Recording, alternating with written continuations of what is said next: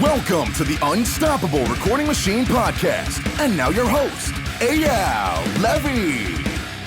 Welcome to the URM Podcast. Thank you so much for being here. It's crazy to think that we're now on our 5th year, but it's true.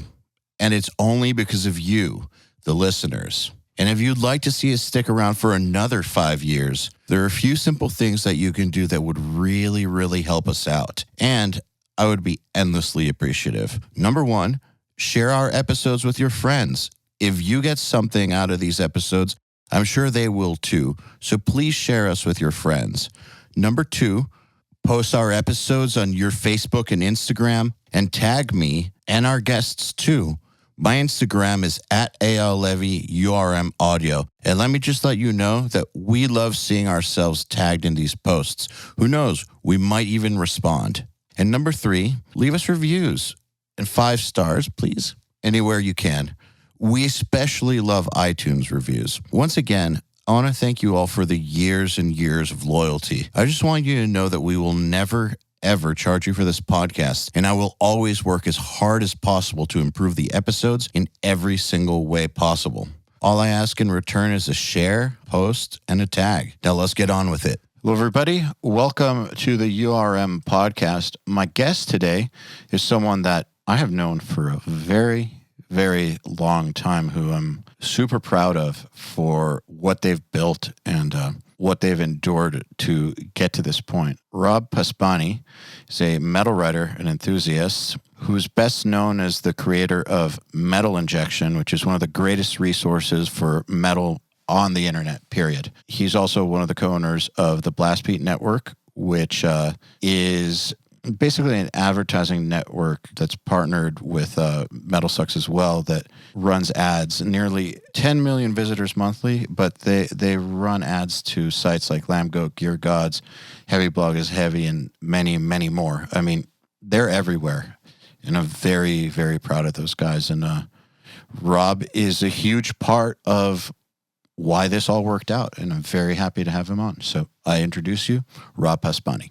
Rob Pasbani, welcome to the URM podcast. It is an absolute pleasure to be here with you, EYAL. It's been a minute. It has. I mean, I guess quarantine has prevented us from seeing each other on our annual NAMM excursion. Yeah, I can't say I miss NAMM, though I do like hanging out with friends that I only see once a year. I can't say that I feel like my life is missing something without it, but I imagine that NAMM is pretty important for you. Business-wise, It's pretty important, but I'm with you. I don't miss, I just miss the nighttime stuff. I don't miss the daytime stuff. I don't miss the Grove. I don't miss the walking around the convention center, but I do miss just hanging out with people. High school reunion. Yeah, exactly. Business-wise, though, yeah, it's pretty good. But I mean, it's like one of those things where it's hard to even really quantify. You meet someone and it could end up being, a huge life-changing business relationship, all because of just running into them and being introduced at NAMM. So that's really kind of the benefit of it. The thing I wonder, though, because I agree that it's hard to quantify. It was even hard to quantify the year we had a booth. I still don't know if that did anything for us other than make people realize we were an actual company and not just like AL farting around with a camera kind of thing. But besides that, I don't know. I wonder sometimes if it helps, if I could have approached those people on my own anyways, or through an introduction elsewhere, if things would have developed anyways. I would say yes, probably, but the in-person meeting just accelerates all of that, because you're just in person, you get a sense of who somebody is and you vibe and you're like, oh, I wouldn't mind working with that person. So it's much easier than a email introduction, because, I feel like with email, you always just kind of create a face for the person. Yes. It's never what you think. So an in-person thing just, makes that all easier, makes the process smoother. When I went to Berkeley, I took a music business class. It was the one legit class. And the guy had done a lot. And the first thing he said is that the music industry is the most social industry in the world. So make friends or you're going to fail. Yeah, that's really the only way to get ahead is to be out at these parties and kind of meeting people. And then, it's not like big strategy of like, I'm going to go out to this party, I'm going to network, and I'm going to find what this person is doing. People actually can see right through that. Yeah, exactly. That's what you don't want to do. It's actually the opposite way that things happen. People just casually, hey, what are you working on? And blah, blah, blah. And, you're just riffing and bouncing ideas and like, oh, we could help you with this maybe. And just organically a conversation arises where you start doing business. Like that's happened so many times at NAMM or just any kind of social gathering in the music industry. And really, I think way more business gets done at a bar than in a boardroom, especially in heavy metal. When I met you guys, like in 2006 or something, that's got to be when it was. I mean, at that point, I don't think anybody foresaw how big Metal Injection would get, or Blast Beat Network, or any of that stuff. But I do remember, other than just liking you guys as people, that you guys had the right friends always, and you guys were just inserting yourselves into the conversation, but not in an annoying way. You were just present, and people liked being around you guys for the most part. And I think about that as compared to other video blogs at the time. There were a bunch that were kind of doing similar-ish or sort of things, not as well as you guys, but there were a bunch trying, and you guys just kind of rocket shipped past everybody. And my take on it, and I know there's a lot more to the story, but just my take as someone who's known you guys forever and who observed it from the outside, is that in my experience on tour, whenever I'd come to New York, you guys would be there, and it would always be really, really cool. And if you guys interviewed me, it would be fun. And I wouldn't feel like I was wasting my time. And the other video blogs from the time period didn't have that sort of vibe. They're kind of annoying. They would write shit you didn't say. They would punish publicists in weird ways. They didn't handle it the way you guys did. And then also, there was nothing like the Scion Fest or whatever. Like, you guys would actually travel to go to, like, make shit happen. Like, you guys put yourselves out there a lot more than the competitors. And I definitely think that all those things combined had something to do with why you guys shot past everybody. But why do you think you guys shot past everybody? Well, that's a loaded question there. Well, yeah, but let's be real. You guys did. So no, I mean, there's a lot to cover there, is what I mean by the loaded question. First of all, thank you for the kind words. And I do want to say that I want to acknowledge that you were a huge cheerleader for us personally, and you gave us a lot of good advice from the artist perspective. You were the one that kind of told us, you guys need to be going to NAMM and like working with these instrument companies, because that, like, we were just riffing about record labels and limited budgets, and you were like, you should talk to these instrument companies. And so that was all you. Was it? Okay, cool. To get to your question, it was very organic. We did hustle really hard during that time, and still hustle a little slowed down at this point, a little older, but we would go to 4 or 5 shows a week. It wouldn't be whatever shows were in town. We were like, oh, we should get this content. The thing about us is we were so fucking dumb. Like we didn't know, like we just thought if we kept working really hard, and I'm not exaggerating here, this is like kind of basically what we thought, someone would come and save us and be like, you're doing a great job. Like, MTV or something would be like, you're like, we're buying Metal Inject. Like that, we kind of just had this like, sugar daddy, or I don't want to say I had this idea that like the sugar daddy would come and rescue us. But at the time, like what we just had to do to get to that point, which I just want to say was like the like silliest thing. And anytime we interacted with a person that I put that personality to, we would get burned really badly. But the idea was just build it up as much as we can and make it as valuable as we can, so someone will see the value in it. And eventually we realized, oh, the only person that sees the value in this is ourselves. So we have to just like build on what we have. But to what you were saying, it was a very organic process, and we would just go out and meet everybody and meet, all the bands. And like we're saying, I took a lot of pride in not doing interviews, but having more conversations and just kind of having more of a hang, like I really liked watching old Headbangers Ball clips, and like I was very much into, the late 90s, early MTV stuff where it's just like they're not talking to the band about like their songwriting process or the like how they wrote the riffs or how long they've been playing guitar. They've just been hanging out, making jokes. Like I really liked getting to know an artist's personality. And that's kind of how we did those interviews. And then, like you said, artists would see that it would be a comfortable thing. We're not coming for them. We're not hitting them with gotcha questions. It's just like, and really like if an artist had like some sort of controversy about them, we probably wouldn't really want to hang out with them anyway. So it was a very comfortable thing. And then the word kind of got around. And not only did word get around, our content got around. And like artists would see how much fun their friends were having on these shows. And there would be occasions where artists would request to be interviewed, which was a very flattering compliment to us. And so basically, the more you do stuff, the more you establish yourself, the more you work with people, the more people see that you're legit, that you're not a punisher, that you're not just doing this to get tickets or a guest pass or get backstage and like drink all the beer or whatever people think backstage is. It's just a fucking room. And the more you do that, the more you have better relationships with these artists and these labels, and the more opportunities come to want to work with them. You asked like how we surpass all the other video blogs. And what I would say to that is we weren't just a video blog. We were always a multimedia thing. Like even when we started Metal Injection, we started as a public access show, and the website was just going to promote the public access show. Like public access TV?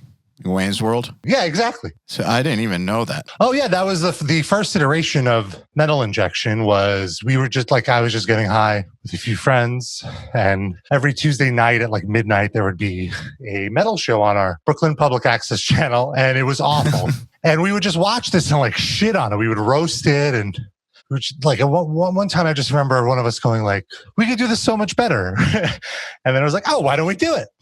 And it was around this time I met Frank, who ended up being my business partner with Metal Injection. Shout out, Frank. He had an interest in video production, and I told him my idea of wanting to do, well, originally it was like a half-hour show we were going to do, and the idea was like SNL meets Headbangers Ball. There would be bits, interviews, and then music videos and live footage. And Frank had a shit ton of old VHS tapes. He would actually buy those Century Media like video compilations and all that.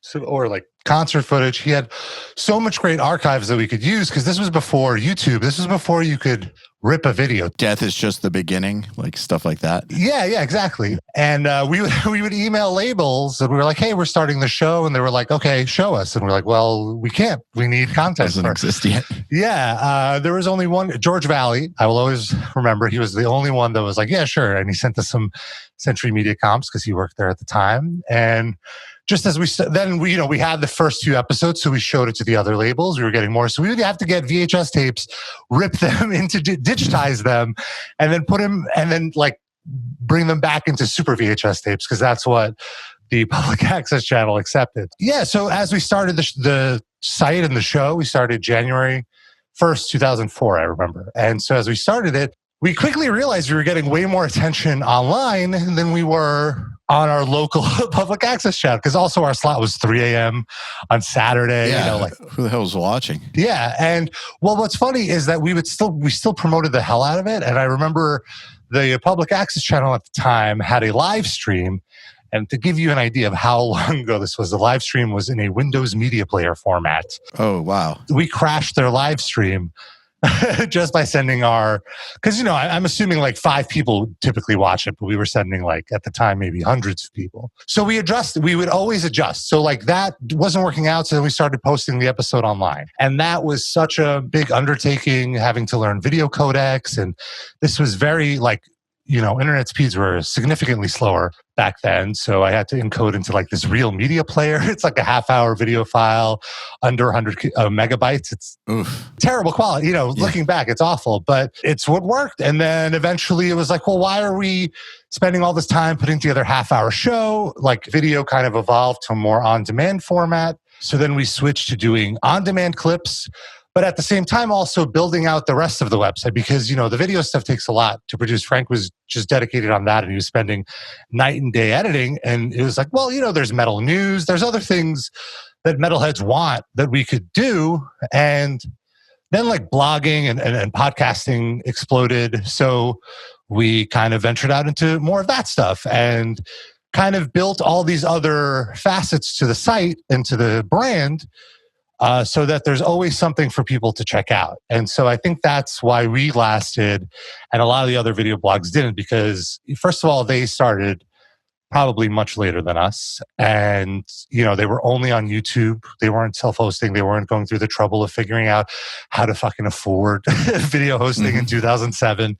So I think all of that is what really helped us stick out, and really longevity. The longer you're around, the more people take you seriously, that you're not a joke and that you're really something. And then also I feel like a new generation comes along that spent time watching the previous generation. They want to kind of like emulate it. Like we would get bands that would be like, oh, my favorite bands I learned about through Metal Injection. And I'm like, how old are you? What's going on? I'm like, I'm 28. How are you saying this to me? But, it really did have an effect after 4 or 5 years, like a new wave of bands come up, and they're like, Metal Injection isn't some entity they never heard of. It's an established brand, and so the longer it kind of sticks around, the more established it is to people who might have not known a heavy metal scene without it. One thing that I find interesting, though, is it sounds like you guys always had your sights set on doing it for real. Yes, it was always what we wanted to do. It was, I can only speak for myself. And I mean, I'll speak for Frank too. Like, it was our main priority. Everything else in my life did not matter. To a fault. Like I realized, I had to reel that back after a few years, but it was my number one priority. Any job I had, if I had computer access, I was working on the site. I was updating it. I was not doing my work. I was, I had a full-time job, and I want to thank them, because like half the time I was making it so I could quit to do Metal Injection full-time, I wonder if a lot of the competitor sites had that kind of ambition from the get-go. And I think it really has to do with kind of how we were brought up. Like, Frank and I kind of both come from sort of lower middle class families, and, our families worked hard, but we didn't really have startup cap. We had no money. We had nothing. We did all of this with no investment. Like, our only investment was our own money, and so I think just having that kind of upbringing and that kind of hunger and really living in New York, I think is a big part of it. Like in New York, everyone kind of has this, I feel like, chip on their shoulder, like, oh, I'm only 2 steps away from making it. Like, I know somebody who ended up being super famous or something. So like, it feels much more within grasp. And the other thing, being in New York was very lucky for us, because, if we started this in Ohio or somewhere in the middle, like South Carolina or whatever, we wouldn't have access to all these artists. Artists don't come around to, these smaller towns. Whereas New York, every tour came around. That sometimes it was just one-offs just in New York, So we had the access to it, and it just all kind of worked out. Do you believe the Mark Cuban philosophy of the first day you take investment money is the first day you fail? It's a good question. For me, I was always hesitant to do it. Like, we're very risk averse. We take very small steps moving forward. Like any expense, we think about it. And yeah, I can't imagine taking somebody else's money. Now I will. Now, yes. Now I'm like much more secure in what we can do, and I do have ideas of ways we could be bigger if there was, some proper investment in the site. I think he meant it in initial stages. Oh, and yeah, absolutely. I think because we only had ourselves and what we could do, it made us work so much harder because it was our own money. It was like we really had to be sure of what we were doing would work. And like, I just remember, I laugh about it now. We did like a video shoot and spent like $700 on the shoot. And I just remember like the video didn't go like insanely viral. And I was just like, oh my God, we blew $700. Like we burned through like, I was so sad for that. And it's like, relax. It's a video budget. It's fine. It happens. Just every dollar was very precious because we didn't have much at the time. So it was much more calculated risks. And even like buying gear, like we would save up to buy, HD equipment at the time or whatever it may be. Like it was such a big process. Whereas thankfully now we're much further along in the business where it's not like eventually we got to a breaking point where we quit our jobs and it became a full-time thing. And then after a year or two, it actually did start being successful enough where, you can exhale and be like, all right, this is working. We didn't take any investment either over at URM. We did it 100% off of cash flow to this day, and I'm very proud of that. And I actually think that if you're starting a music company, unless you have to like build physical products or you're developing some crazy ass technology that requires 100 people, stuff different than what we do or you guys do, that you probably should do it yourself, at least until it's profitable over a long period of time, because music is so unstable. It's so inherently fucked up.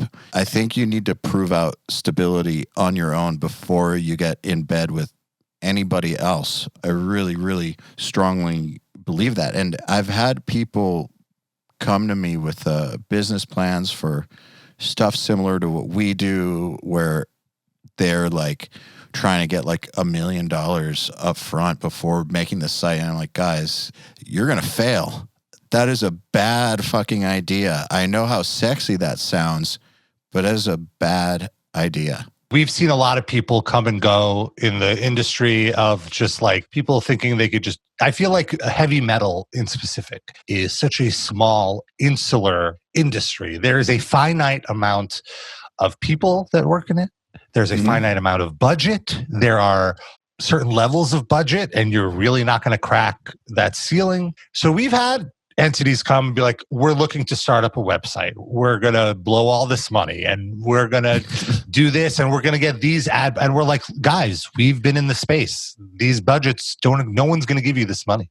And we've seen it happen time and time again. They come in, they talk a big game. Some people are so desperate for anybody, any sort of mainstream attention in this heavy metal, like insular little space that they're like, yeah, we'll work with them. These people get burned. They're like, oh, they're total, this is all, everything they promised isn't coming true. It's not happening. And then after 6 months, the whole thing collapses, never to be heard from again. And it's like a footnote that we're like, hey, what happened to that site? It's happened so many times. And we got burned a few times, like very early in Metal Injection, someone came in and we're like, we're starting a new entity to like change like the metal MySpace. This was what MySpace was having. And like I bought in. I was like, this is it. I think I remember that. Yeah, I think you know who I'm talking about, but we don't have to mention any names. No names, but I know what you're talking about. And like this was like that sugar daddy that I thought would come and rescue us. I'm amazed you thought that was going to work. Maybe you wanted it to work. I wanted it to work. Yeah, exactly. Because I saw it and was like, there ain't no way this is going to work. Well, the thing is, I was very quickly brought back down to earth. Okay. We left the project. We were not involved with what it ended up being because it was like, this is all this is all just talk. There's no actual money. Like, what is it like? And it was such a great lesson for me because it was at that point that I remember even having plans for big projects and being like, well, let's hold off because we're probably going to be bought out by this entity that it's so stupid to think about. But it was a very valuable lesson because after that, I realized the only person that will make Metal Injection happen is not some fucking sugar daddy, but it's me and Frank. Yep. And the only way this is going to work is if we make it work and we find a way to work. And I've said this before, but I feel like, getting jealous about other people's success or getting jealous that, I didn't have rich parents that could just fund all the equipment that we thought we needed to make it happen. All that stuff, like it was pointless. There was I shouldn't be jealous. I shouldn't be in competition with other websites who might have succeeded because of whatever situation they're in. The only competition I really have, the only person I could really compete with is myself and just make sure that today is better than yesterday. We're further ahead on whatever our goal is than we were before because that's the only thing you can't control. You can't control how well someone else is doing other than some nefarious means. So you can only control how well you do what you do and then the opportunities will come. And I found that's a centered approach to business. And it's a good way to not lose your mind as to why you're not as successful as somebody else. Because it's like, you can't control their success. You can only control yours. I think that those feelings of jealousy or anger or whatever are a very natural thing to feel. But that doesn't mean that you should just let them run rampant.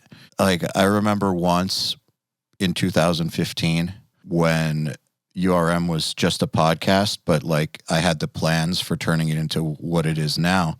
It was working on it, but there was, I don't want to say competitor, but someone who did something kind of like us in a whole different space, totally different.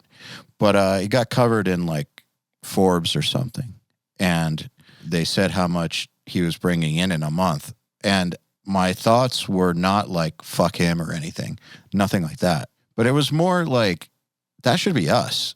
That will be us. It's a little bit different than fuck that guy for succeeding or anything. It's more like self-directed, like you're fucking up. Like there's no reason for why you shouldn't be in that spot. Yeah. Why aren't you in that magazine? Yeah, that was a big thing for me too. I really wanted to have some print publication acknowledge us. That should be us is a very powerful mind frame, because you can take it either, I'm a failure, I'm never going to get that, and just beat yourself up. Or you could ask, what can I do so that will be us? And I feel like it's like a fork in the road where you either sulk or you're like, you use it to empower yourself and be like, I'm going to finish this thing. And, turn that heat into like fuel. Well, yeah, because you're human. You're going to get those feelings. Right. Jealousy is a very natural feeling, I guess within reason. I think if someone has like pathological levels of those types of feelings, they probably need to get some help. But I think that there's a certain amount that only, if people say they don't have them, they're lying, or there's something miswired about them. They're very natural feelings. So what you do about them is what's most important, not necessarily having them or not having them, I think. Because anytime you want something, if someone else has got it, if you really, really want that thing or something kind of like that thing, how can you be neutral about it? That's a good point. I don't know if that's possible, but not because you want to tear them down or anything, but just because you care about that thing. You want it. They've got it. It's going to cause some sort of reaction. So when you had that should be us, sounds like you told the story to yourself in a positive way. Yeah, it was like, how could that be us? Yeah, that's awesome. What am I doing? It's very important for me. Like I try to be in tune with my feelings. Like when I'm feeling shitty, I ask myself, why am I feeling shitty? What caused this? And, sometimes it's just like, all right, just sulk in it for a second. Or sometimes it's just like, okay, well, it's just this. This isn't a big deal. Or, like with the why isn't it us? It's just like, well, how can I improve on it so that we would make ourselves visible enough to get that recognition kind of thing, whether it be grow our social media or whatever. But yeah, it's very natural to feel that way. And I think another way to deal with that kind of stuff is when you do have a victory and you do have that, dopamine rush of like success, acknowledge it and remember it. How? I'm asking for personal reasons because I'm really bad at that. So like something great happened and you're like, wow, this is so awesome. Like my job, like this is my job. This is my life. Like it happened. It happened, but like bookmark it, set a marker in your brain so that when you feel shitty and when you're like, oh, I'm a piece of shit. Nothing is like this business is never happening. Like, look at how successful these people are, blah, blah, blah. Take a step back and be like, wait a minute. I have that marker of like, no. I've been doing well too. I've had my own successes. Like I'm just looking at, these other people's stuff. And so it's a good way to kind of like fake out the jealousy. Something I'm doing, I just moved into a new apartment and I've never done this before. You walk into some people's offices and there's like platinum records lining the walls and like them shaking hands with the president and like 98 degrees that they've gotten from like all the different Ivy League schools they attended from the time that they were 5 years old, like that kind of stuff. I've never like put up any sort of memento or achievements or any sort of anything for anything that I've done. Like I have nothing like that. I like don't collect things. I don't collect memoirs, nothing. And I was thinking maybe that's why I don't feel like anything's happened a lot of the time and still feel like I did exactly the same as I did at the very beginning. So why don't I make a wall in my new office dedicated to the cool things? So put a couple plaques and tour posters and URM achievements and just see if when I get that weird ass feeling, like the I'm a loser feeling, if I can look at that wall and have proof that something's gone okay. It's a running experiment. I don't know yet. That's something I've struggled with as well, is recognizing my own achievements. I always like put an asterisk by any achievement, like, oh, this only happened because of this, or this only happened because of that, But it's like, no, it happened. I got it. Like that. No, I can't take that away from myself. I'm always like undercutting myself, and it's something I try to stop doing. I remember I was telling somebody about some award we won, and I was like, oh, but it was just, whatever. And he was like, no, it's still a big deal. Like you don't have to qualify it. You can just say, you could say it. You could celebrate this moment. And like, it hit me like, oh, I always do this. Why do I do this? Why do I should be proud of my accomplishments, as opposed to just saying, oh, it could have been something more, or it only happened because of this. No, it ultimately it happened. Do you think it's because you don't want to become one of those people that basically huff their own farts? Yeah, I think that's certainly a part of it. There's certainly a certain type of person in our industry that does the exact opposite, where they inflate their success. That's so scary. And I'm so aware of it, and I'm just so like, oh my God, like this is, I'm like embarrassed for them, that I'm very self-conscious to not put myself out there in such a way where another person would interpret that way. It's very off-putting. And my fear is to never let myself be that way. It's just one of those things. Like I never want to be that person. And so I think I err on the other side. But I think that something that person has that I'm jealous of is almost like this blind confidence, which I do think helps them out. It's a good thing. Like I want to learn how to get that, but without the fart huffing side of it. It's a process. It's something I have to deal. Like I'm right there with you. Question. So how we were talking about how this is all about relationships. One thing that I was told coming in was don't burn any bridges, be friends with everybody, etc. But in reality, that's impossible. Like you can't have a sustained career without burning a few bridges, right? Like how? You're going to burn bridges even while trying to avoid burning. Like, you can't control it. Yeah, it happens. You're not going to get along with everybody. You're going to have falling outs with some people. I think that while that idea of trying to be cool with everybody is a great idea, you should definitely keep that in mind. I also think that people shouldn't beat themselves up because certain things didn't work out. It's impossible in an industry that's this passionate and this unprofessional to not have those kinds of problems with people sometimes. And also, I feel like with heavy metal, there's a lot of leeway. There's a lot of forgiveness. I feel like the music industry is the only industry where you're almost expected to show up to work drunk. Not like to the office, but like, if you're working a show, people are tanked working, and yes. It's fine. No one is stopping to have an intervention unless it gets really out of hand. And in a way, I got almost to a fault. It's like, unless you're affecting business, no one's going to stop you from indulging in your vices. For better or for worse. For better or worse, exactly. And it's like, sometimes people make a complete ass of themselves. And it's almost like there's a sense of forgiveness just because it's like, oh, it's heavy metal, So like there have been instances where we've burned a bridge and I beat myself up over it and I'm like, oh no, what are we going to do? But also we're kind of lucky that we don't necessarily need to directly work with people. Like our audience is just fans. It's not like we don't need like our audiences and other musicians or other labels. Like we could bypass like it's easier to work with the labels, but we don't need to work with the labels, And also it's like, what I was going to say is like, you may burn a bridge, but eventually you'll get so big that the bridge is just going to get reconstructed because that person will need to work with you.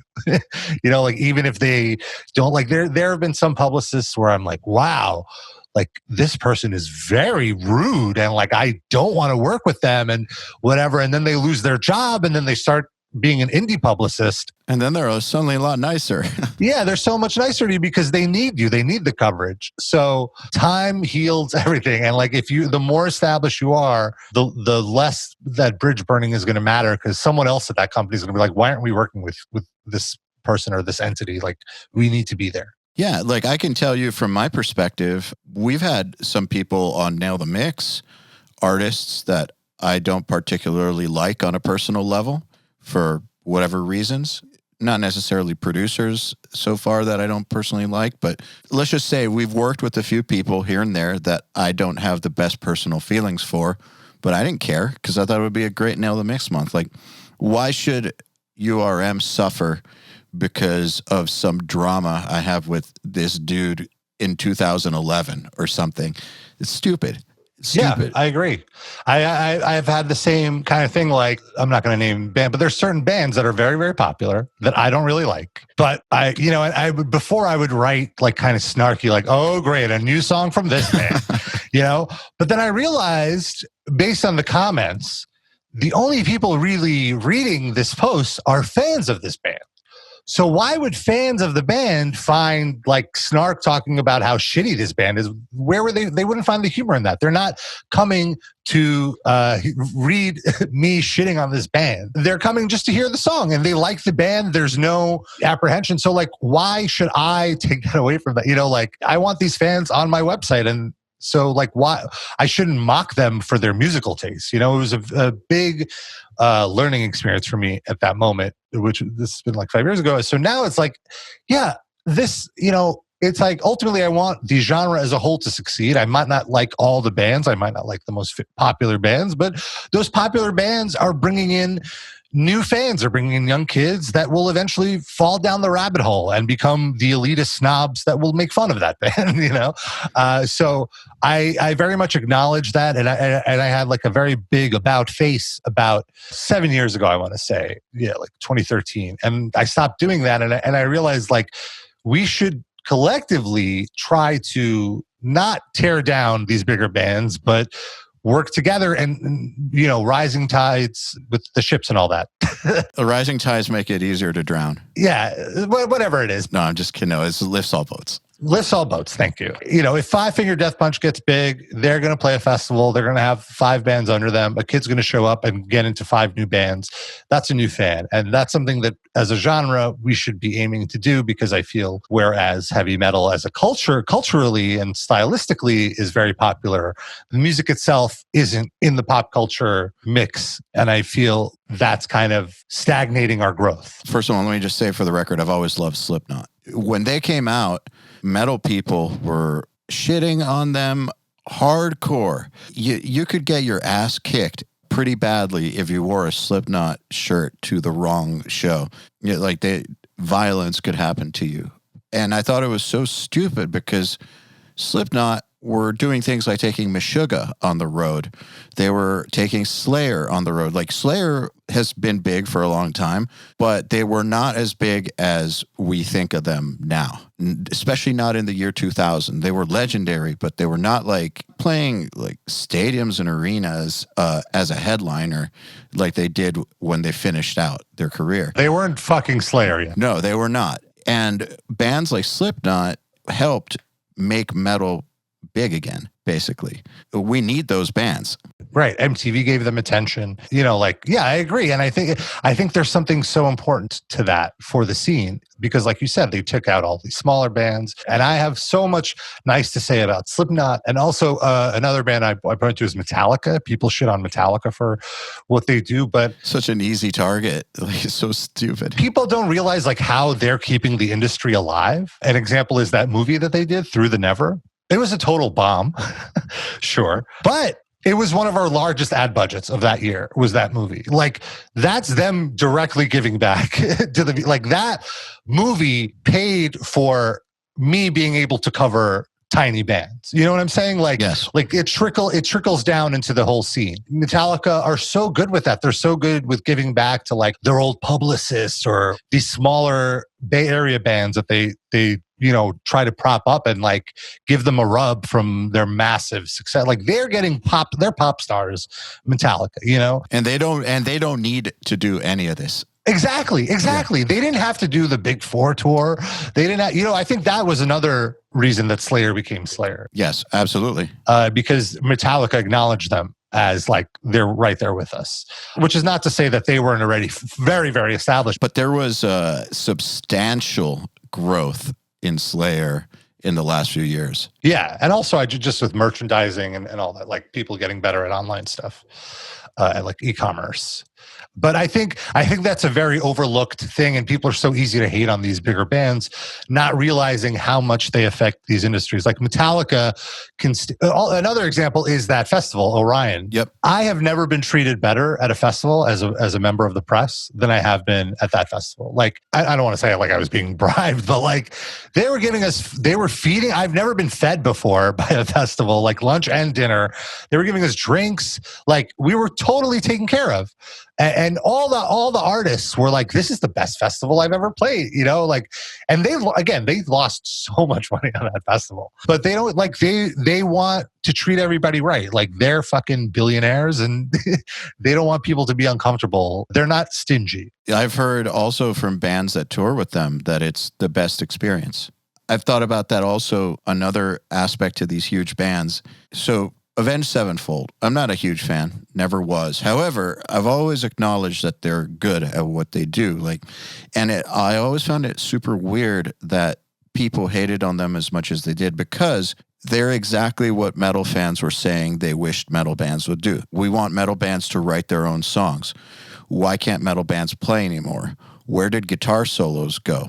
I wish bands sounded a little bit more old school. Like, all these things, you basically go down the checklist of everything that metal fans in that era hated about modern metal, and then you got Avenged Sevenfold, that basically every single item that they wished a metal band would do. However, they were huge and a bunch of girls liked them, and no dice. Just a quick aside on that. At Orion Festival, the second day Avenged Sevenfold were playing, and we were kind of walking around doing a video thing, and we walk up to people and be like, what's your favorite Metallica song? Any person that we walked up to in an Avenged Sevenfold shirt were just like, oh, I don't know Metallica. I'm here for Avenged Sevenfold. They brought in an entire new generation of rock fans. And I feel like people don't understand how big of a deal that is for the scene. Do you think that metal is its own worst enemy? Yes. Totally. Yeah, metal never celebrates success. The elitist attitude only harms us, only keeps us insular. Whenever any artist shows success in like hip hop or pop or any other genre, they're celebrated. Like, all their peers are like, hell yeah, like, isn't this awesome? Whereas I feel like everybody's so quick to tear success down in heavy metal. Do that thing that you and I do to ourselves, where it's like, yeah, but, like, they're doing it to this successful metal band. Why do you think that is? I think it's because the kind of tropes of metal is to be an elitist and to find the most obscure band and to find the heaviest band and like the least accessible band. So it's almost like I feel like a self-preservation thing of like, I feel with metal, people identify their own personality too much to it. Like, it's too closely associated to your personality. Like, you aren't the bands that you listen to, but No. with metal, you are. And there's this thing, like, I was watching that thrash documentary, Murder in the Front Row. Never seen it. Is it good? It's good. I highly recommend it. It's a great look at like the Bay Area thrash scene from like the photographers who were there to like capture it all as teenagers. But the thing that kind of stuck out to me is these 50-year-old guys talking about going to shows when they were 18 and being like, posers must die. And it's like, if you were in a Motley Crue shirt, that shirt would be ripped up by the end of the show, man. Yeah. And it's like, I remember there was a point in my life where I was like, oh, that's awesome. Fuck yeah. Yeah. Fuck posers. Like, you can't listen to punk here. But now I'm just like, that's so stupid. Like, if this punk kid was like, oh, my friends are into metal, I'll go check it out. Let me see what this is all about. They show up in a fucking Green Day shirt and then they get harassed by these people it's like, why would they ever want to come back? And it's like, you're just fucking up your scene, like, the scene needs people need to come to shows. There needs to be transaction. Like, the bigger the scene, the better it is for everybody. So I feel like with metal, like you said, we're sometimes our own worst enemy, where we don't allow people in or new sounds in. And that's another weird thing, because I feel like metal is the only genre that, I guess maybe electronic as well, where like you can bring in any other style of music into it and it would work. But at the same time, there's certain things are off limits. Like, if something sounds too new metal, like, that's it, it's dismissed. Yeah, conversation over. Yeah, but Elevate or whatever, like, throw in some folk metal, like, that's totally fine. But if someone's rapping, that's too far. Like, no, we should be open to all of it. Do you think that it's gotten any better thanks to streaming? Yeah, I do think so. And I think, yes, streaming and the new generation, the Zoomers, I feel like genre restrictions aren't as big of a deal to younger people, like people under 20, just because, when we grew up, we would listen to radio stations or stuff that's only programmed to the specific genre that we like. Whereas with streaming, and people don't have those classifications. They just I like everything, Yep. people say. And it's just like, if the song slaps, I'll listen to it. Like there were, for instance, record stores that only carried a specific kind of death metal. So like you had access to limited supply of everything, and it was always predetermined by somebody else.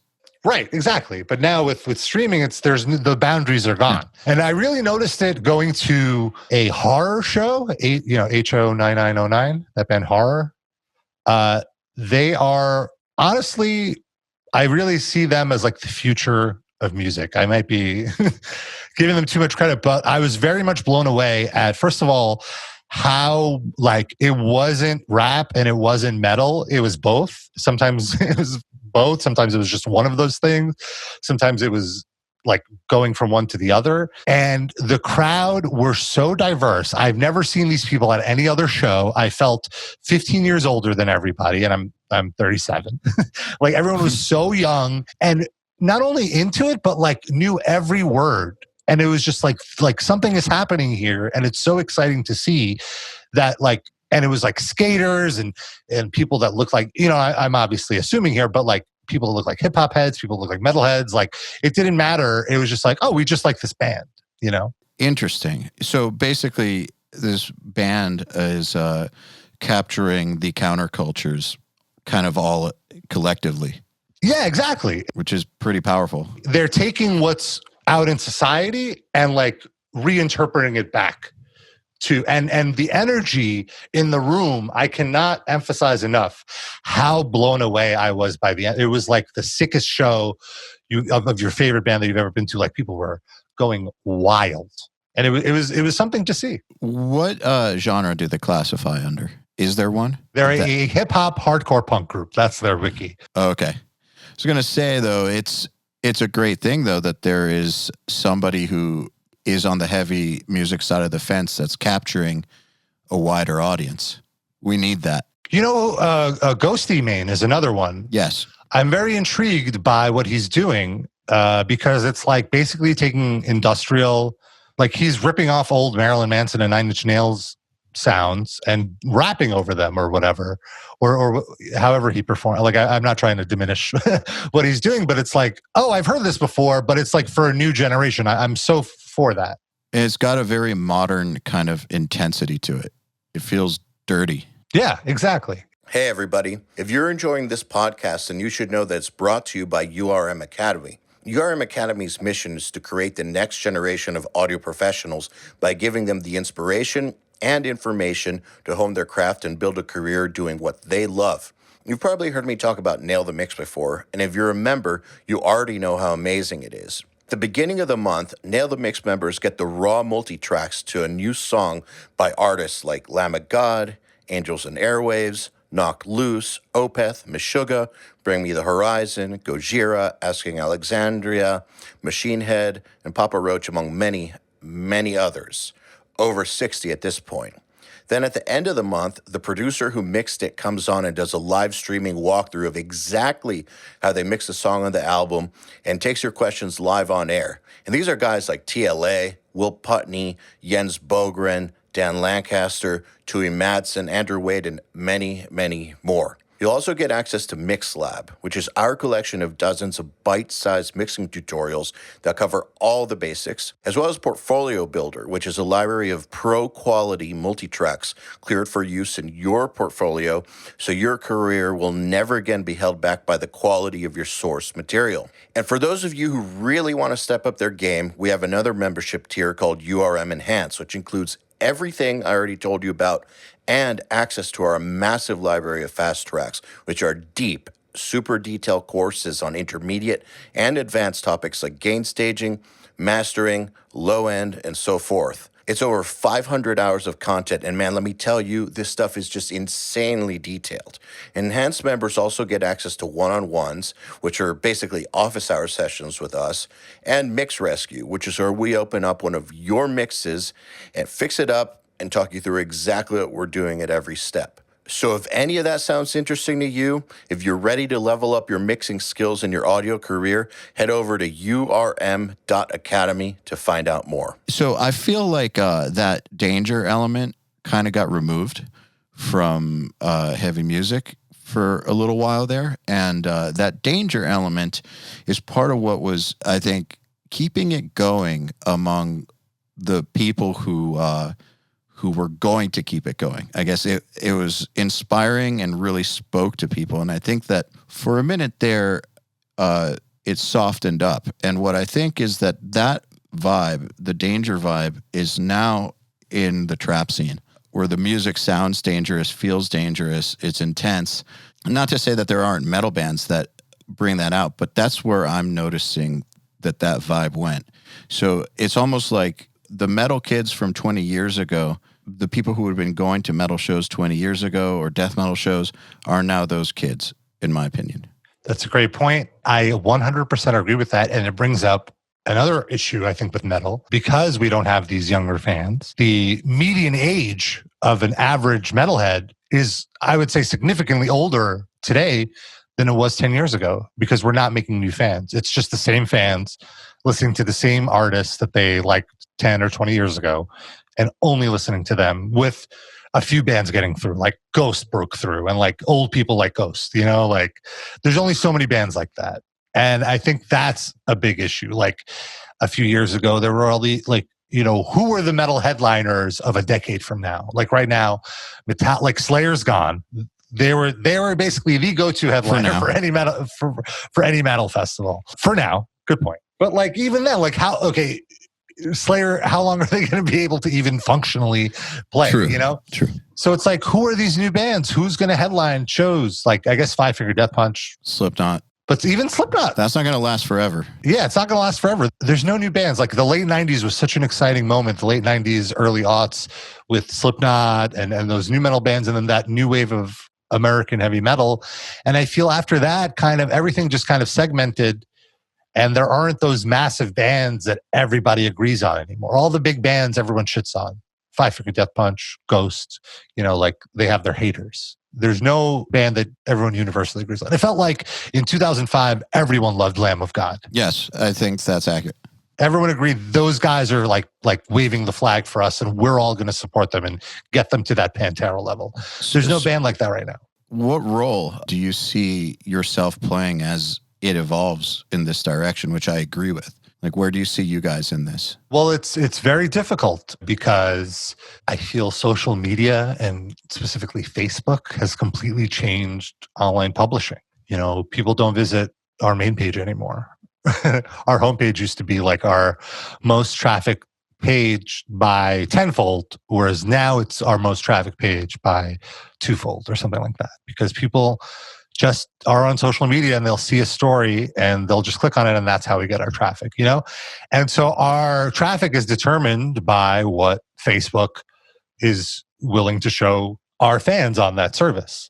And so Facebook gives certain weight to certain types of stories over other types of stories. So we find ourselves having to write more of those types of stories because that's what Facebook would serve, as opposed to just writing what's good.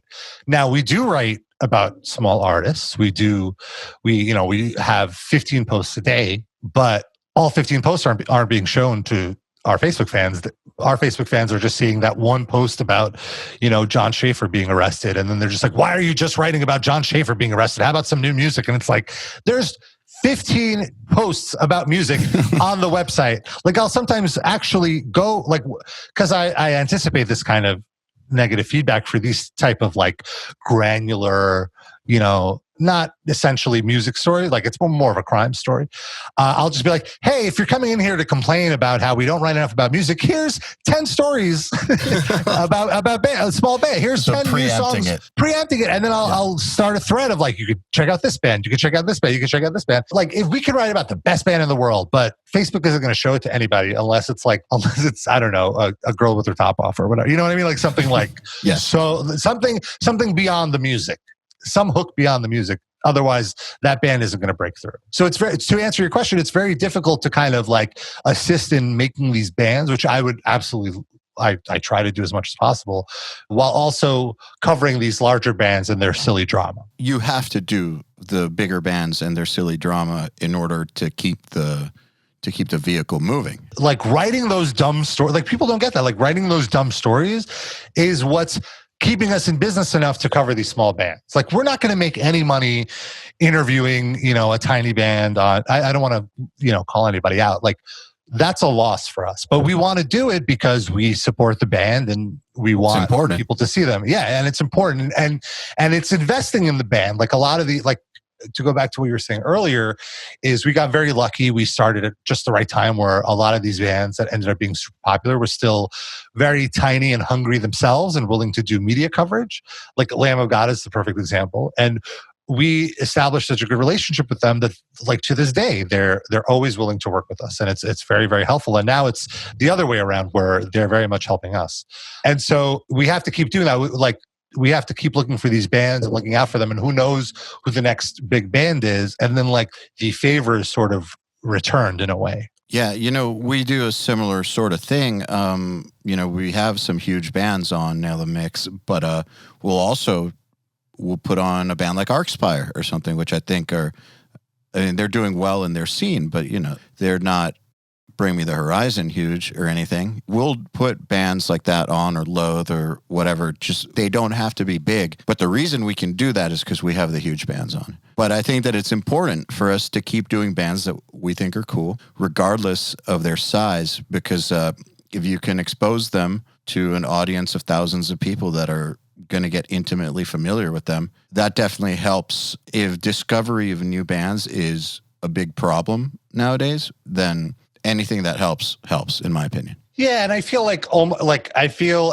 because the homepage is dead, our influence to be able to be like, hey, you should listen to this band, it's much smaller in that regard. Like a band like The Faceless, I feel like we had a big part in kind of preaching about their talents and like their success. Yeah, and like you did, and bands in that era, and like even with Doth, I feel honestly, I feel like we kind of championed you guys. You guys were awesome. You guys were one of the few that were really cool to us. Yeah, and it was generally because I fucking loved, like, I still listen to The Counselors. Yeah, so and it was, I feel like I could see the effect it was having. Like there was a very we wrote about this band, now like people are paying attention to them. Yes. Whereas I feel like now we don't, because our homepage isn't as powerful, we don't have that much say. Like we don't have that much power to make a band. I feel like bands are now made almost not before we get to them, but like they do it like on Spotify. Like that's where you go to break out, is on these streaming platforms, which didn't really exist in the way they do now 10 years ago.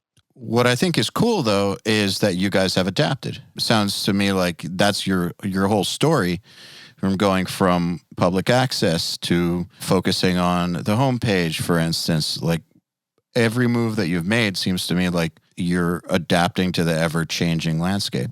You can't be too stubborn about your business model. If something isn't working, and I think that's another reason for not taking investment, kind of going back to earlier, is we didn't have anyone to answer to but ourselves. We didn't have to convince people. So you could just pivot. Yeah, we could just pivot, and we did pivot at the snap of a finger. An example is we had the absolute dumb idea to think that we could compete with YouTube. and to be fair, this is before like Google bought them out. This was just as they were, like, we predate YouTube. YouTube came out, I believe, 2006. We started 2004. And we thought we can compete with them. So in 2007, 2008, we launched our own video hosting platform. People could upload their own videos to our site. I mean, YouTube didn't own the world yet. Yeah, YouTube didn't own the world quite yet.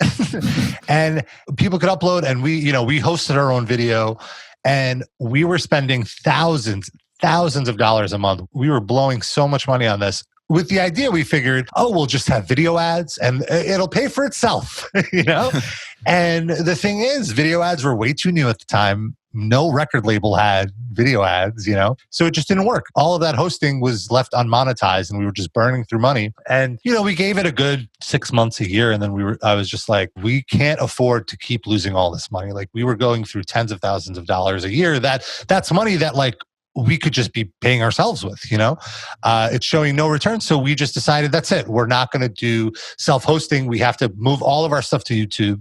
And it was a headache for a month to transition, but it was the best decision we ever made. Like, our profits skyrocketed after that, just because we stopped the bleeding. And there were so many instances where we were like, this is what we're going to do. And it's just not working. And we just said, okay, that's it. We're going to stop. Or this is working, we should do this more. Like, when we started the blog, it wasn't the main focus. The video was the main focus. Like, I even remember on the main page, the videos were up center and there was a tiny corner with the blog. I remember when you introduced the blog, I was like, there's a blog. Yeah, exactly. But then we noticed that it's, the videos were only updating 3 times a week, whatever. But the blog, like I said, 10 times a day. So it's like, we should, give that a little more weight. And now it's kind of transformed into everything is just within the blog, the videos and everything. So yeah, pivoting is very important. Not being don't be stubborn and being like, no, this will work. The evidence is in front of you that it's not working. Something else is working. Do that instead. We've had a few things where we were sure it was going to work. And we invested pretty heavily into it, like a beginner course. URM is good for people of all levels, except for people who literally know nothing. So we were figuring, good idea. Let's try to help those people too. Those people are not interested in what we have to offer. If you're interested in what we have to offer, you already know how to plug in a USB cable into an interface. But we definitely tried. We put a good 8 months into it. We got Fluff to be the instructor. We put a lot into it. I mean, it profited a little bit, but not in terms of opportunity cost. In terms of you factor that in, it was a loser. But I still think it was a good idea, and I still think we should have tried it. And maybe in the future, there's another way to do it. We've had a few things like that where, luckily, because we don't have investors like you guys, we can just have a meeting and say, all right, no more. On to the next thing. We thought it was going to be cool. We tried. Nope. The end. Yeah, and I think that's very important in business. And it's a very good trait to have, to be able to let something go and to, just like what you said, acknowledge the success of it, acknowledge the shortcomings of it, and just decide, the best way forward is just to move on without this. Sometimes it's a very difficult decision to make too. Well, because you work hard on something, you want it to work. And in your head, well, you wouldn't have tried it and taken a risk on it if you didn't think it was going to work, right? So you have to reconcile reality with your head, which is weird sometimes. But the evidence is the evidence. I think another thing is sometimes people stretch themselves too thin, something that we've certainly done ourselves. Yes. We're only 2 people. Which is amazing. It's very tight budgets. And we do have freelancers, we have writers and everything like that, but 2 people running the ship. So it's any cost is just cost out of our pockets. You have to be very careful with that kind of stuff. Yeah. Spreading ourselves too thin. I call that the entrepreneur's curse. Finn actually taught me about that. I think entrepreneurs have this idea that they can do a million different things. And it's because something worked and they know how to make things work and there's no shortage of ideas. So, and they get excited about these things. And so I want to do this side hustle and that side hustle, and we can start that site and this site, and we can do these 25 different projects with the main site all at the same time. And he taught me to focus on one thing. That's why when URM was establishing itself, I had one side hustle, Metal Beard Club, but it only took up 10% of my time. And I think that had I continued producing, had I continued playing guitar, had I tried to launch multiple URM style things, would have failed. Had to focus on the one thing. And URM has stayed, we do a ton of things now, but we still stay very much in our lane. And it's because what happens when we don't do that is we'll have a good idea, but it'll just be underserved because we don't have the resources for it. So we've learned that, and I've learned personally that it's better to do the things that you can actually focus on and complete and execute at the highest level. And then once that's out of the way, then you can move on to the next thing. But not try to do them all at the same time. I learned this lesson too myself. You kind of have to, right? I was just like, oh, I'm going to start this website. I'm going to do this. And it'll just take care of itself. I won't have to update it, But then the server crashes fantasy. And you have to deal with and it was just like after a week or two, I was like, why am I doing this? This is just taking away any side idea that I have, takes away from time that I could be working on metal injection. So like 5 years ago or a little shorter, I was just like, I'm done. Like I'm just doing metal. I'm not going to take on any freelance projects. Early on, I would do like web design stuff on the side just because we weren't making that much money. And it was just like crazy money to turn down. But it felt so great to get to a point where I was like, you know what? I do not need to take on those freelance jobs. I would much rather spend that time just watching TV or just relaxing or not like have some downtime in between working on metal injection. And I thought it made me work better at metal injection to not have those distractions. So I will say though, it's a balance. There might be some situations where you're like, oh, I could try this. And I might not be spread too thin, and it might work. So I would say give it a shot. But if you see that it's not happening how you envision, and it's kind of taking away from your main gig, then you should try to get out of it. Don't commit too much to it. Well, like with Metal Beard Club, for instance, I thought it was a good idea. We made good quality stuff. It was better than the mass market stuff. It was good. Branding was on.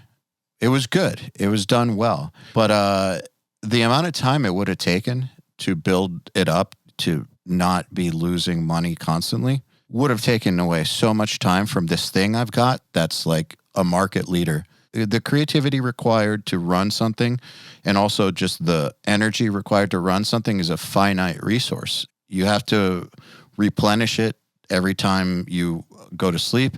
Those people that just can go for 16 hours a day, full power, they're rare. They're super, super rare. Like I know a few, but they're not normal. Normal people have a finite amount of mental resource to work with. And you shouldn't beat yourself up about it for not being that kind of person. No. Because I used to do that too. Like I should be hustling more. I shouldn't be relaxing right now. And it's like, no, I should. I no longer feel guilty about that.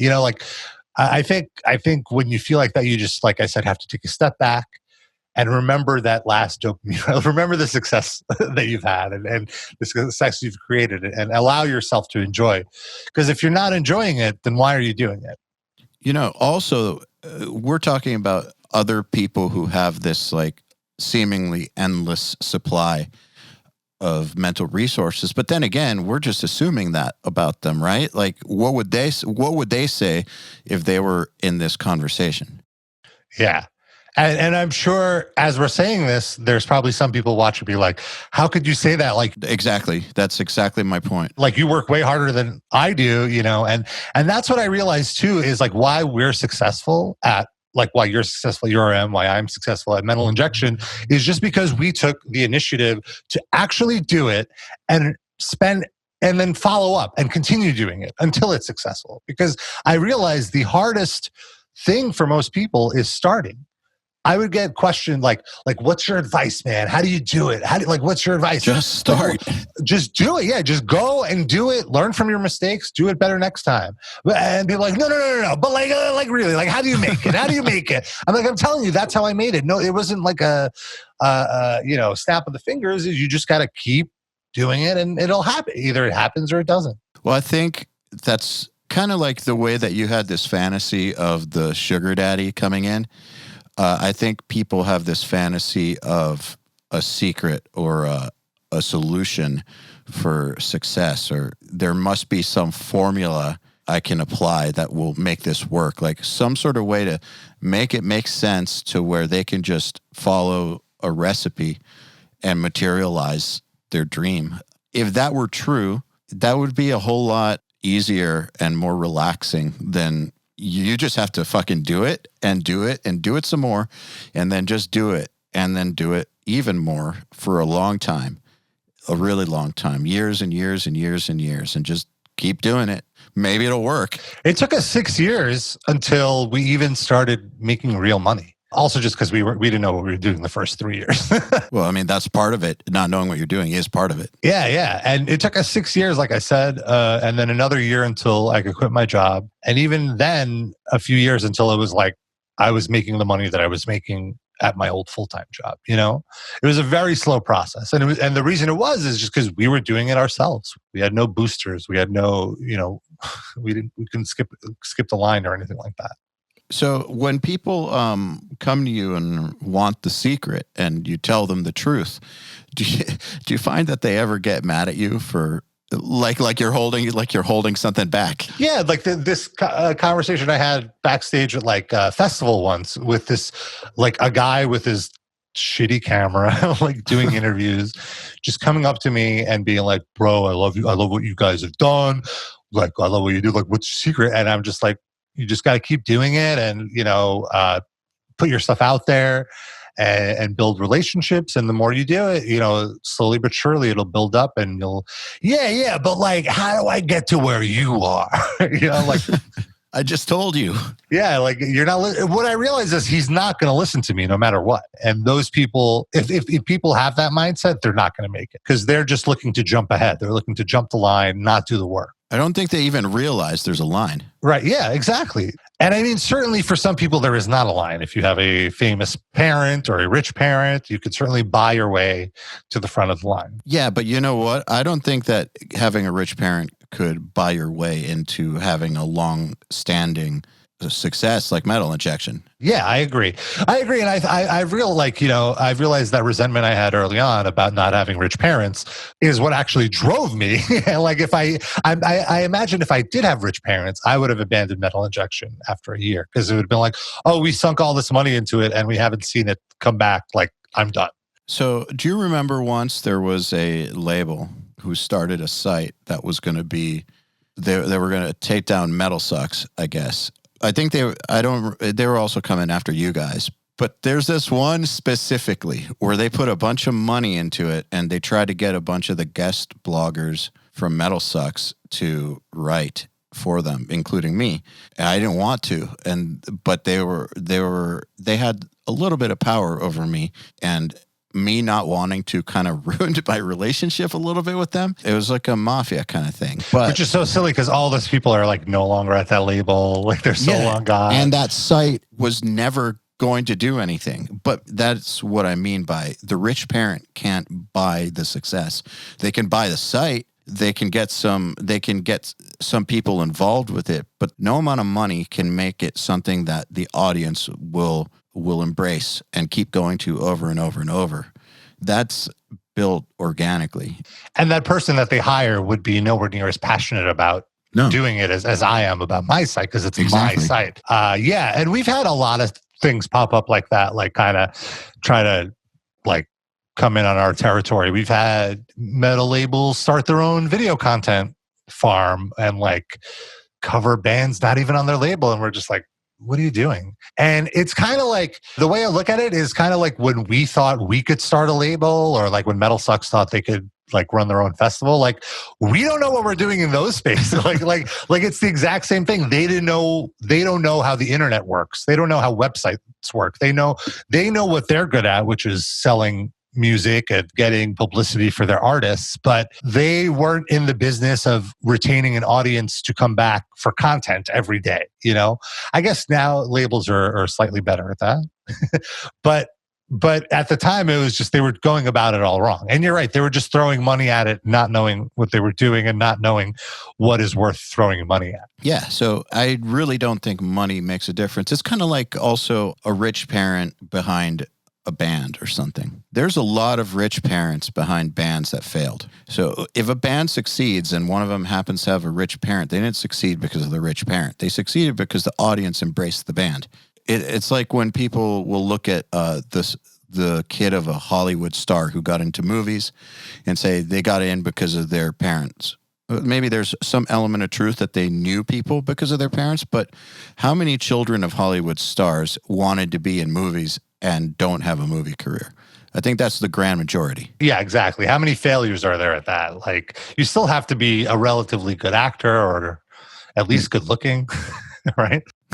Yeah, look, for me saying this, people are going to figure out the one or two people that slip the cracks. Right. But generally, you have to be good at it. There has to be a reason for people to put money into you, in my opinion. Yeah, exactly. So you said that you had a full-time job. Was the internship at Roadrunner, where does that fall in? So that was before my full-time job. So the internship, I had an internship at Roadrunner.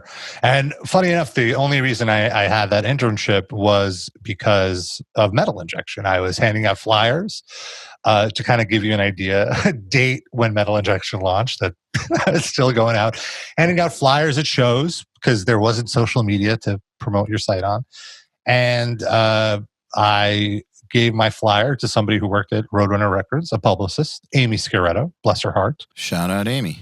And she hit me up and was like, hey, this looks really cool. I'm a publicist. Do you want to interview Slipknot? Yeah, great. And I was just like, I'm a big fan of the label. You know, I built metal injection. Are you guys hiring?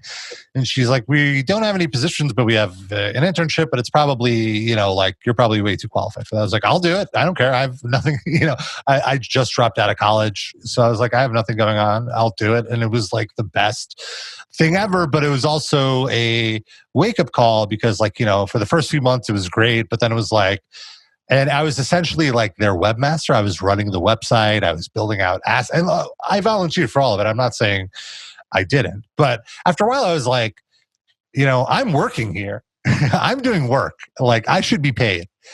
And it was kind of this impasse where just the bureaucracy of the company, there was no budget to hire somebody else, which I didn't really quite get at the time. I was like, they can make budget. It's like, no, this is just, the budgets are set at the end of the year. And this is what we have. I mean, they could, but right. It wasn't that much of a priority, I guess. And I even created this whole pit. I was so set on it. And I was so this is I'm going to get this, and it just didn't happen.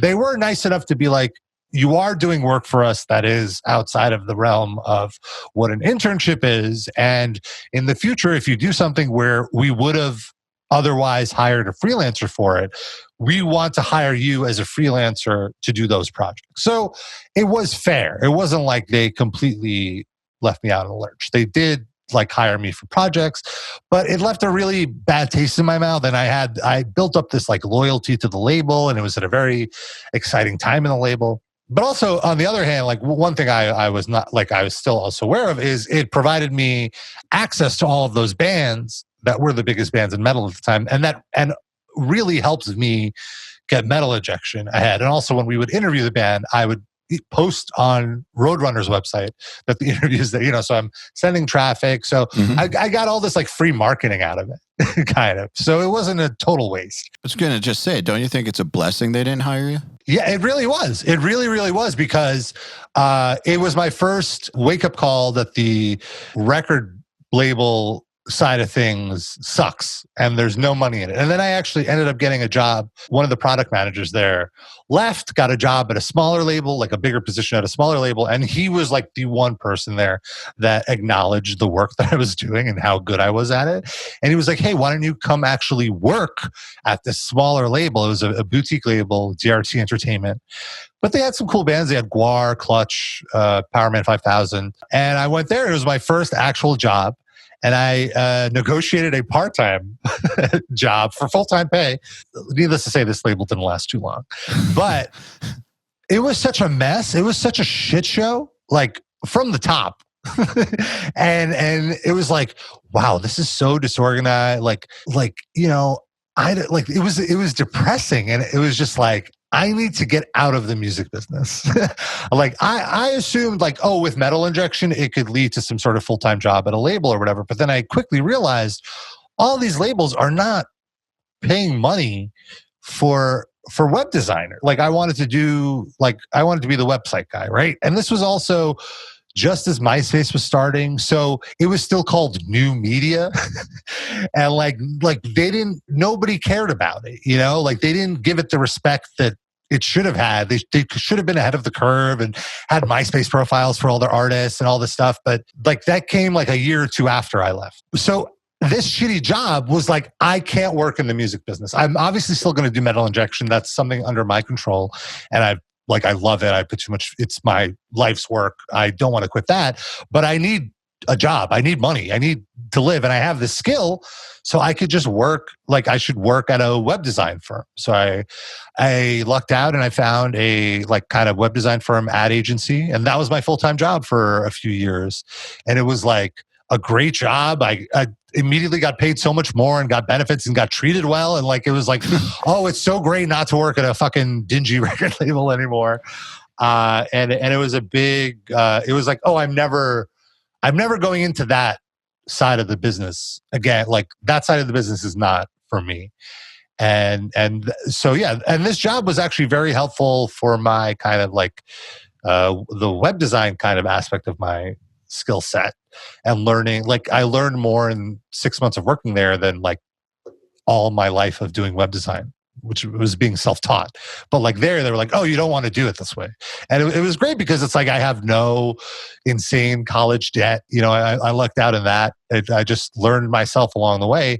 And I basically stayed there as long as I could until the very last minute, until we all kind of decided to quit our jobs and do this stuff full time. So had you been hired by Roadrunner, it's entirely possible that your skills wouldn't have developed fast enough to stay ahead of the curve, because the Roadrunner website and everything would have been as good as you were, but there would have been no one to help you develop, whereas this job helped develop you. And also, I think that, like we were talking about limited resources brain-wise, that could have taken up all of your music energy doing the Roadrunner site. Yes, 100%. That's a great point. And the skill set thing is, I'm glad you touched on that, because I consciously realized that myself working at the smaller label. I was the only web design guy there. It was all on me. I was like the most, not just the only web design, I was like the most computer savvy. I was also just the default IT. Like I was just tech support whenever everybody's email went down. And it's like, I don't want these responsibilities. I don't want to be the smartest guy in the room. I want to be like at a mid-level where I can learn from people smarter than me. And that's what this other job provided, because it was I have very fond memories of working there, because everyone was so talented and everyone was uniquely talented at a specific thing. And so we all kind of taught each other about these. Like I learned from them, they learned from me. And you were totally right that like my skill set would have been totally hampered. And I absolutely applied stuff I learned with the technology, on the technology side, to building out metal injection. I think it's interesting about losing the job or not even getting it. I remember there was an intern 10 or more years ago who was there when my band was signed. And this intern had really hoped to get a job there and did not. And this person went fucking crazy online, like tirades against Roadrunner, like just crazy. And that person really hasn't done much in the industry since. And the reason I'm bringing that up is because through URM, I get to see a lot of people at the early stages of their career. Obviously, most of our students are not going to have careers, but there are people who are going for careers, and I get to see the mistakes that they make. And one of the things that I think people do often, and I wish they didn't, is they take quote unquote losses way too hard without realizing without stopping to think about how it's not really actually a loss. And I realize that in hindsight, you can spin a story however you want. But point is, you didn't get the job you wanted. You didn't go on some tirade and completely burn the building down and burn yourself down in the process. however you felt personally is your thing. But the point is, I would never express it outwardly. Ultimately, I realized it would be of no benefit to me.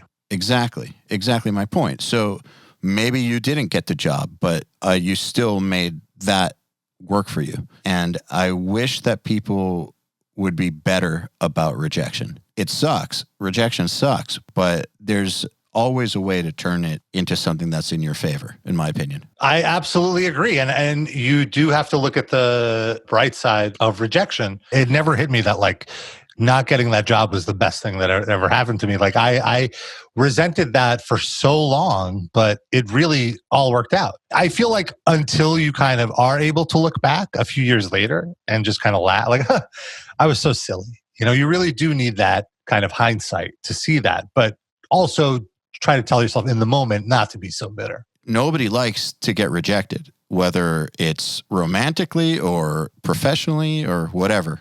Going for a loan, nobody likes to get rejected. There's a way to handle it and a way not to handle it. The way not to handle it is to make a spectacle out of it. Don't let them see you bleed, basically. Yeah, exactly. By doing that, you just tell not only the people that you used to work for, but everybody else that like you cannot be trusted with bad news because you're just going to go and like be hysterical about it. You know what I mean?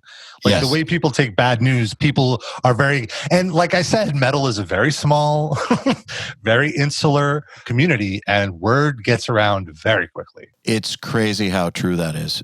People always used to say that to me, but has it gotten smaller? Yeah. Or have I just been around a while at this point? Well, both, but I do think it's consolidated. Right now there's not really touring, there's not opportunities for new entities to come around, but also it's just, there's only you really have to accept that you're going to not make a shit ton of money. And you really have to love it.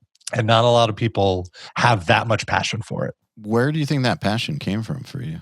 Well, I think it was just that it was a combination, like this job that I've created for myself is a combination of like all the things that I enjoy and all the things that I'm good at.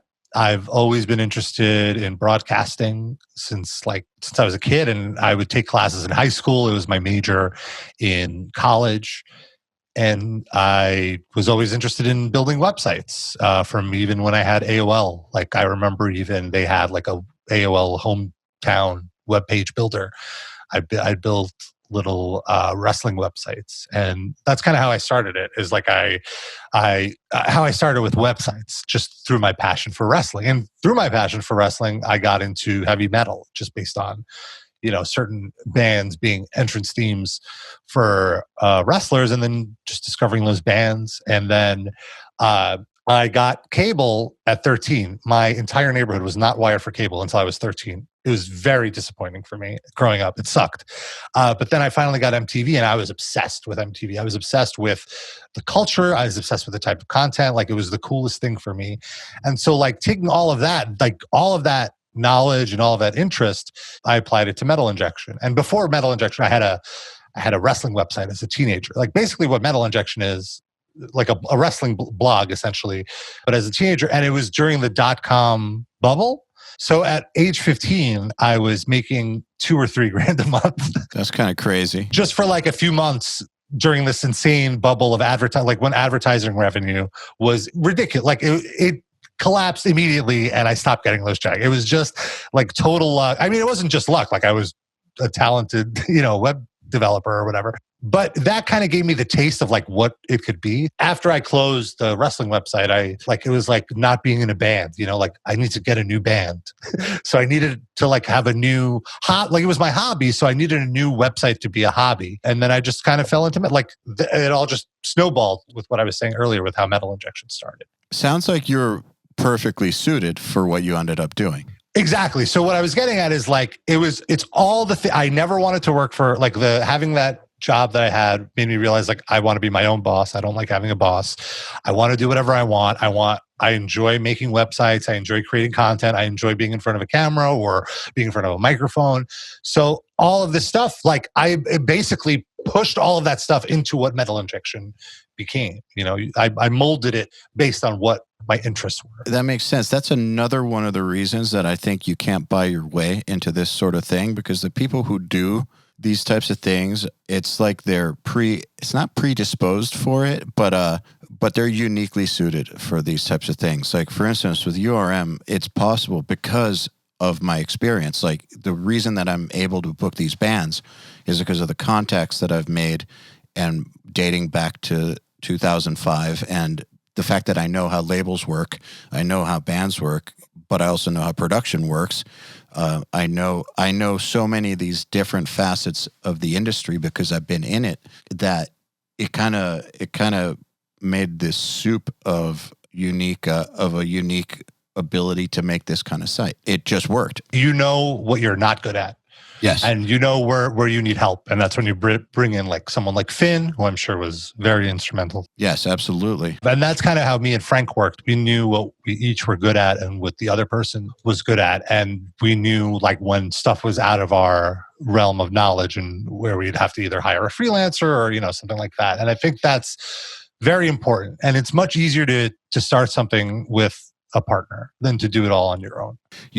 Some of our early competitors who have fallen by the wayside, their problem, in my opinion, was they were greedy and tried to do it all themselves rather than maybe make a little less money, but have a fucking team. They started off taking more money home at the beginning than any of us because they weren't splitting it with anybody, but we quickly passed them because they couldn't compete with like a monolith, basically. They just couldn't match our firepower. We had too many people with good brains working hard. Exactly. That's the thing. You can't buy that. No, you definitely cannot. Okay, last question. I just want to know your thoughts on this. So you're talking about hiring freelancers, but at the same time, you were talking about learning new skills, like what you got from your full-time job, learning how to do things that you didn't previously know how to do in order to advance your business. So where do you draw the line? Like, how do you know the difference between I should just hire someone to take care of this versus I should develop this skill for myself? That is a great question. And it is, the answer is constantly evolving, I would say.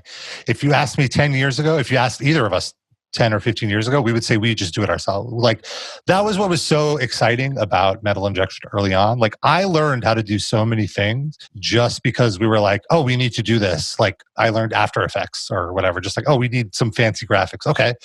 I was so much more motivated to learn, to sit there and like trial and error and like figure it out. I think now I'm a little older, a little less intrigued by learning new things. So a lot less now. You're also a lot more established. Yeah, a lot more established, and we're a lot more successful. So it's much easier for me to part with like money, where it's like I will still be able to eat if I hire somebody to do this certain thing. Ever since quitting that job, like when I was at that job, like I was such a fucking killer developer. I knew all the latest shit. I was up on all the latest technology, all that stuff.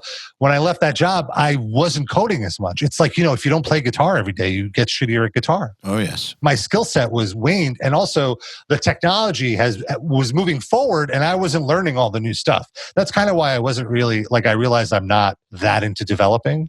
I realized I'm more of a kind of like a producer. Like I understand how it works. And I would much rather hire a developer that is up on all that stuff and tell them what I want, because it would take less time than if I were to sit there and have to like read 3 hours of tutorials, trial and error. Why isn't it working? It would just take me way too long. And it's not that I don't have the time. It's just my time. I realized this was another big realization. My time is being wasted essentially doing that, because it could be better spent creating profit for the company, whether it's writing like there are certain things where only I can do it, but like the development, anybody can do it essentially. So I think that's kind of like, to answer your question, you have to ask yourself a few questions. Do I have more time on my hands, or do I have or is my time more valuable and I have more budget to do this? How valuable a skill is this where I need to learn it myself, and will I be able to apply it enough in the future where it's worth 5 hours or whatever to learn it and whatever. Early on, I would say I have all the time in the world to do that stuff. Now I have a life. I try to not be on the computer 18 hours a day. So I'm much more likely to hire out. And you can't do everything. It really was a big step for me to learn to ask for help and to delineate and give people like there are certain things I realize anybody could do this. Anybody could, like we have a social media manager now who posts to Instagram or whatever. I was very protective of our visual image, but it's like, I could just create a template and they could just run with the template. And then I don't have to do that. That's, 20 minutes at a time that I save that I could be doing something else. So it's a balance, I would say. You have to figure out what only you can do or what you want to do. There's certain things where I could certainly hire someone else, but I'd rather do it. And what anybody can do. And it's more valuable to just hire out and focus on the stuff that only you can do. Another thing that I want to add, because I agree with everything you said, is earlier on in your career, when you're learning how to do everything, the kind of people who you could afford to hire as freelancers probably won't do as good of a job as you. Great point. Yes, exactly. Now you can afford people who you can trust. And that's the same with me. Like the kinds of people that I hire now are awesome, but I couldn't afford them. I couldn't afford Finn at the beginning. It was a few years before we got Finn involved. I couldn't outpay Creative Live, straight up. But then eventually I could. And I did. Yeah, at the beginning, it was better for me to learn how to do the marketing than to hire some like lame-ass copywriter guy that doesn't know anything about production, metal, or the stuff we talk about. You're going to end up doing twice as much work anyway with them because you're going to have to correct them and explain it to them. And you're like, I should have just done this myself. Exactly. But as we grew and were able to pay for things, like for instance, why not finally get Finn involved? He's way better at that shit than I could ever hope to be. Our web developer, Chris Smith, he's great. We were finally able to bring him on a retainer. We couldn't have ever done that at the beginning. So we had to kind of duct tape our shit together. Funny enough, Chris worked at the company that I worked for. Did he? My last full-time job, yeah. We were in different offices, so I don't think we ever interacted, but we realized that we worked He's awesome. At the same company. Yeah, great guy. Yeah. I mean, I've only texted with him. I haven't met him in person, but... It doesn't surprise me that you guys share a background. Yeah, that was a funny little thing. All right. Well, Rob, I think a good place to end the episode. It's been a pleasure catching up with you. It's been so great talking to you. I have so little social interaction now that I very much hold dear these kind of conversations. And I always enjoy talking to you, EYAL. You're genuinely one of the not just smartest people in the music business, but thank you. You also have a level of self-awareness that I feel a lot of people miss out on. And I feel we could very much connect on that kind of level. Knowing what you suck at has served me very well. Not knowing what you suck at, knowing what I suck at. Thank you, by the way, for saying that. Knowing what I don't have the capability of being the best in the world at, like, for instance, guitar. Like, I worked with people who did have the capability of being the best in the world. It was just right there in front of my face. Like, no matter what you do, you will never be as good as this person. So you can be pretty good for sure, better than most, but can you have that number one spot? No, ain't happening. And the thing is, I want that number one spot more than I wanted guitar. And same with production. No matter how hard I worked, would I ever be as good as Josh Wilbur? Nope. As good as Will Putney? Nope. Just not going to happen. And those guys deserve to be in that number one spot that they are in. But I can be in the number one spot and can be the market leader. It has served me very well to realize I'm not the guy for those things. And it's okay. It's a very big step to come to that realization. Same with me with motion graphics. I was like, I'm never going to be good at this. I need to, not that I'm wasting time, but I'm just not going to, you just have to know when. You're not that guy. When you've hit that wall. And it's with something, it's I'm not that guy, but I'm going to keep learning. You'll know when you have the fire to attempt to get to be that guy. Yeah, I hear you. You have to know when to put down the guitar. Yeah, exactly. You have to know also what your motivations are. If you don't have that wiring in you to be market leader or something like that, that's fine too. But be aware of that. If you do have that motivation and you're not trying to make that happen, you're going to be fucking miserable. If you don't have that motivation and you're cool with being a B+ at something, which is totally fine. I'm not judging. That's cool too. more power to you. I'm jealous, actually. But I don't have that in me. So the choice is either be severely unhappy and hate myself and hate my life, or find the thing that I can do better than anyone. That's it. Yeah. You just have to find it. That's all. Yeah. If you care. Yeah. Yeah. Some people just want to make money and then, go into finance, go be a dentist. Yeah. Which is totally cool. Yeah, that's fine. Know thyself is pretty important. It bums me out. I see a lot of people in music who don't have the awareness, and they torture themselves with things that are just never going to happen. And they want them so bad, where they could take a sidestep and make something happen and be perfectly happy with their lives. Just would take a little bit of awareness. So isn't that the lesson here? It is. Take a step back, reassess the situation. Yes. Well, Rob, thank you. Thank you. This is very fun. Okay, then. Another URM podcast episode in the bag. Please remember to share our episodes with your friends, as well as post them to your Facebook, Instagram, or any social media you use. Please tag me at EYAL Levy URM Audio. And of course, please tag my guests as well. Till next time, happy mixing. You've been listening to the Unstoppable Recording Machine Podcast. To ask us questions, make suggestions, and interact, visit urm.academy and press the podcast link today.